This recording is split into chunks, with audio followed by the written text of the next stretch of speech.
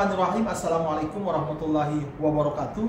Dengan saya Darso Arif Bakwa di Toiba TV di hari Jumat ini tanggal 29 September 2023. Saya berada di sekitar Masjid Darussalam Kota Wisata Cibubur. Hari ini kembali saya bersama Pak Zaini Mustafa akan mengabarkan kepada kita soal perkembangan terakhir dari perkara beliau ini di Pengadilan Tinggi Jakarta. Apa yang terbaru, mari kita ikuti perbincangan saya dengan Pak Zaini.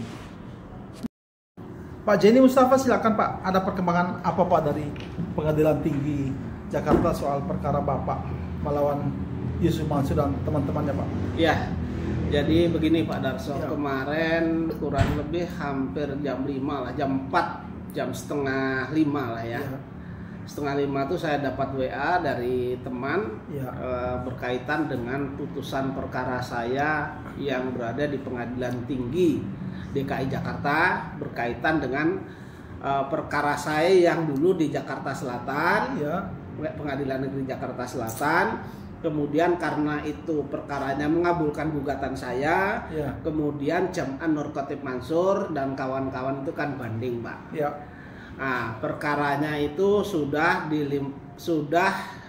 dilimpahkan bandingnya itu ke Pengadilan Tinggi.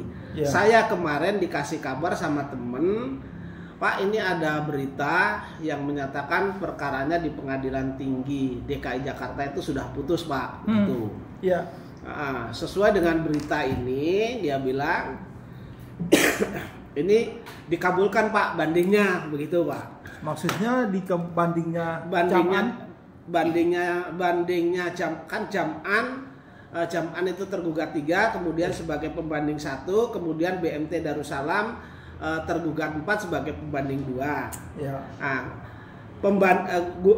Bandingnya pembanding 2 itu katanya dikabulkan, begitu Pak. Nah, terus kemudian apakah benar, dia bertanya sama saya begitu. Saya jawab, saya malah baru tahu dari Anda ini, saya bilang gitu beritanya. Saya belum tahu berita itu, dan relas putusan itu juga belum sampai ke saya, sehingga saya tidak bisa mengatakan apakah ini benar atau tidak, saya bilang begitu. Pak, jadi maksudnya jadi pembanding 2-nya itu kan Jam'an Pak? Pembanding satunya Jam'an Nur Khatib Mansur. Pembanding 2-nya BMT Pak. Jadi yang banding yang diterima?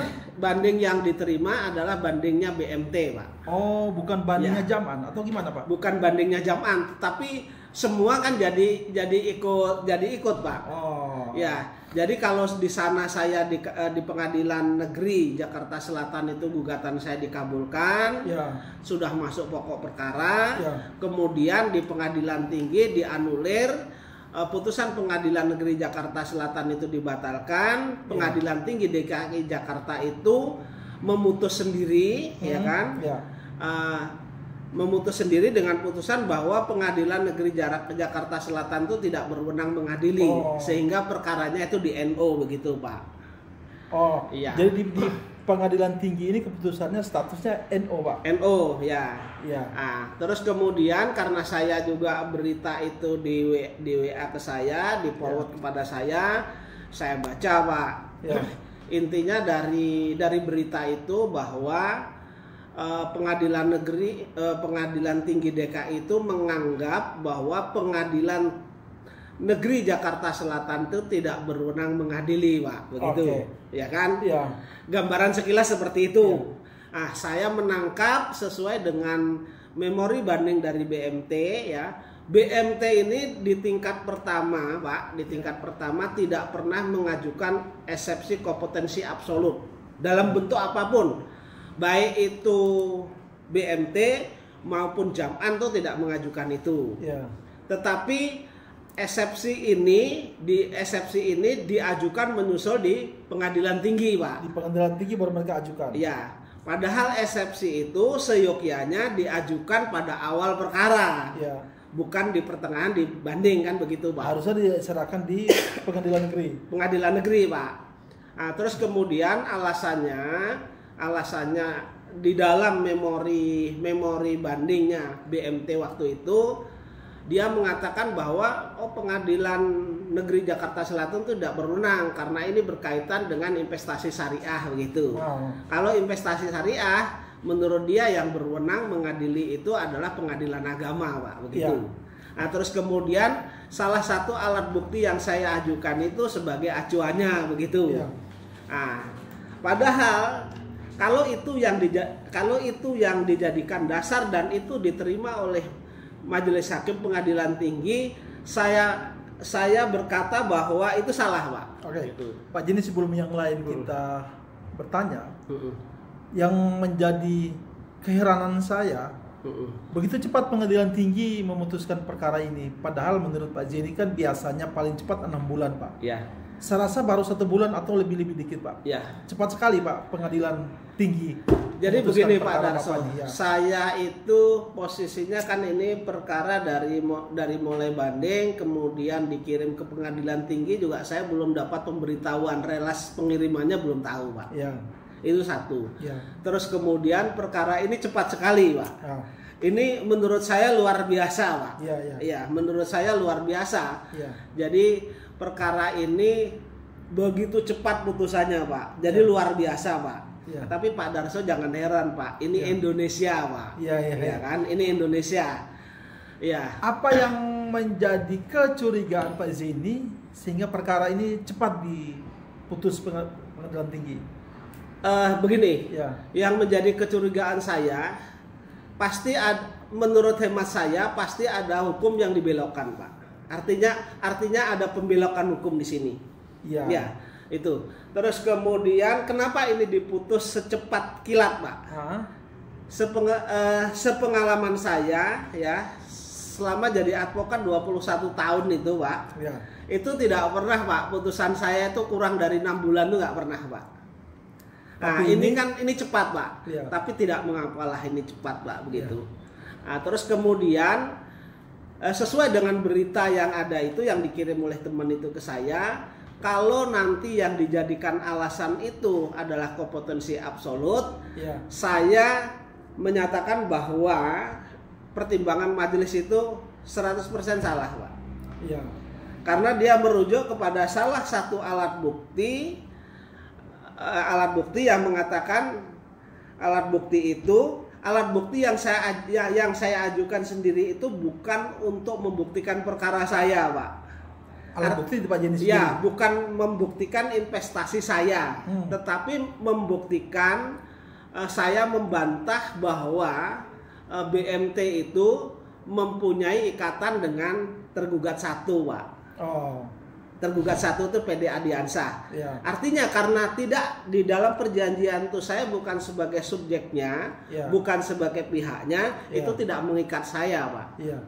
Kemudian di salah satu alat bukti yang masih alat bukti ini, Pak, yang subjek hukumnya itu BMT dan pihak lain, itu pun melakukan pilihan hukum, Pak. Pilihan hukumnya kalau ini nanti jadi perkara akan diselesaikan di Pengadilan Negeri Kota Bogor, Pak. Yang Senin ini yang menjadi dasar gugatan dari Bu Ilis ini, Seninnya kan saya daftar, Pak. Tanggal 2 September. Tanggal 2 Oktober, Pak. 2 Oktober, oke. Iya, Pak. Pak Jeni, berarti Pak Jeni mencurigai bahwa ada unsur-unsur subjektif yang ada pada hakim yang mengadili perkara di Pengadilan Tinggi ini, Pak. Jadi begini, Pak. Jadi begini. Intinya karena ini putusan itu belum sampai ke saya hanya baca dari berita, kan, Pak. Saya tunggu nanti sampai dengan adanya pemberitahuan putusan, relas pemberitahuan putusan, Pak. Setelah relas pemberitahuan diberikan kepada saya, secepatnya saya akan mengajukan permohonan meminta putusan itu, Pak. Kemudian nanti akan saya analisa, akan saya telaah apakah ini relevan diterapkan di perkara saya atau tidak. Tapi gambaran saya kalau ini kompetensi absolut itu tidak relevan, Pak. Maka kalau ini tidak relevan berarti ada pembelokan hukum, Pak. Kalau ada pembelokan hukum, saya sudah berjanji, Pak, bahwa perkara saya ini akan saya awasi dengan serius dan benar gitu, Pak. Nanti kalau di sana ada pembelokan hukum, saya di samping saya melakukan upaya hukum yaitu kasasi, saya juga akan melaporkan majelis hakim yang menangani perkara ini di pengadilan tinggi, Pak. Akan saya buktikan itu. Gitu. Oh gitu. Iya. Oke. Selain kasasi dan melaporkan majelis hakimnya, ada upaya lain Pak Zeni terhadap keputusan pengadilan tinggi ini, Pak? Walaupun relasnya Pak Zeni belum terima. Ya. Jadi upaya hukumnya tadi kasasi, tetapi berkaitan dengan alat bukti yang kalau dalam berita itu digunakan oleh majelis hakim untuk mengatakan bahwa pengadilan negeri tidak berwenang mengadili, yang berwenang mengadili pengadilan agama itu, nanti alat bukti yang dipakai ini akan saya uji di pengadilan negeri Bogor, Pak. Diuji lagi, Pak? Diuji tapi pihaknya lain ya, Pak ya. Gitu, Karena itu kan milik investor lain, Pak. Kalau milik investor lain berarti kan tidak menyangkut kepada saya, Pak. Karena itu jelas person, Pak. Antara BMT dengan person yang lain. Saya tidak ada di sana. Ketika perjanjian itu digunakan untuk menganulir saya, eksepsi kompetensi absolut itu, maka itu tidak berlaku, Pak. Undang-undang kan hanya mengikat para pembuatnya, Pak. Nah, kalau itu digunakan berarti hakimnya salah, Pak.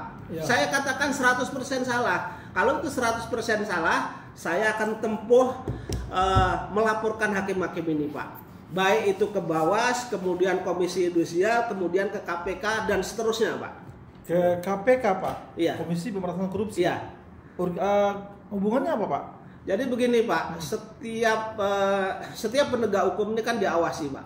Bisa saja diawasi oleh KPK dan lain sebagainya. Saya hanya minta tolong diawasi perkara ini. Oh gitu. Iya. Oleh KPK. Oleh KPK. Tapi kalau ke Komisi Yudisial, saya minta hakim ini diperiksa. Ke Bawas juga begitu, hakim ini diperiksa. Alasannya begini begitu, Pak.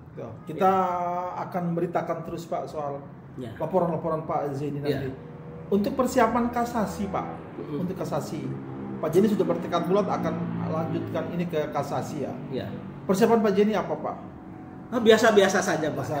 Karena itu kan memang sudah pekerjaan saya dan itu tidak terlalu sulit bagi saya, Pak. Begitu. Artinya Pak Zeni dalam kasus dengan Jam'an Nur Khotif Mansur ini fight terus ya, Pak? Fight. Jadi intinya gini, katakanlah ini nanti yang diberitakan di berita itu benar saya kalah gitu kan di pengadilan tinggi loh kan belum di kasasi di Mahkamah Agung kan belum. Itu tidak menyurutkan niat saya, tidak menghentikan perkara-perkara yang lain yang saya jalankan, tetap saya jalankan, Pak, normal. Oke. Bisa jadi informasi ini dari pengadilan tinggi ini akan dipakai Jam'an untuk menekan atau mempengaruhi calon-calon penggugat lainnya sehingga mereka akan surut niat untuk menggugat dia. Pak Zeni bagaimana menghadapi ketika itu digunakan Jam'an, tapi orang-orang saya yang sudah ketemu sama saya itu kan niatnya bulat, Pak, 100%, Pak.